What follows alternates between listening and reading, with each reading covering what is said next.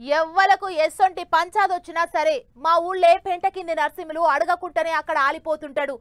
చెప్పుండ్రి ఇక చెప్పుండ్రి మీ పంచాయతీ ఏందని పెద్దరాయిన్ లెక్క తీర్పులు చెప్తుంటారు. ఎవలకు లొల్లొచ్చినా విలువుర్రి నర్సింహుల్ని విలువుర్రి అంటుంటారు ఊరోళ్ళు. అయితే ఇప్పుడు మా ఊరి పెద్ద మనిషి ముచ్చటెందుకు చెప్తున్నానంటే ఈ ముచ్చట చూడుర్రి మీకే సమజైతది.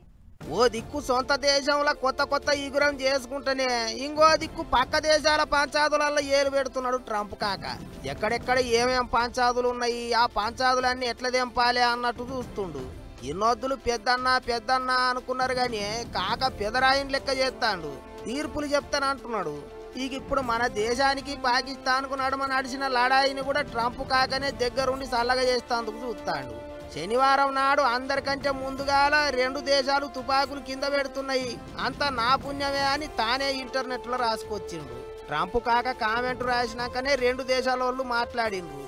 ఇప్పుడు పెద్ద ముచ్చట ఏంటిదంటే ఇటు రమ్మంటే ఇల్లంతా వచ్చినట్టు ఒక్కసారి చెప్పినట్టున్నారు కదా అని రెండు దేశాల నడుమ ఏండ్ల సంధి రగులుతున్న కాశ్మీర్ పంచాయతీని కూడా తస్పజేస్తా అంటున్నాడు ట్రంప్ కాక.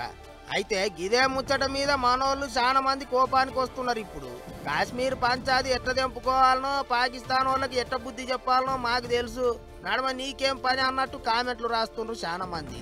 అది అట్లుండని గాని ట్రంప్ కాకకు పెదరాయిను లెక్క పంచాదులు తెంపుడు అంటే ఎందుకంత పాయిరమో ఏమో అనుకుంటారా అందరూ.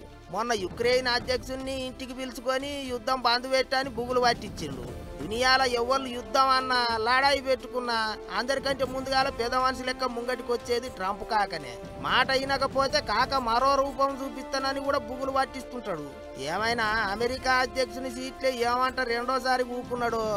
అప్పటి సంది ఎవరికి మాటింటలేడు పెద్ద మనిషి అనుకుంటారు దునియా జనాలు.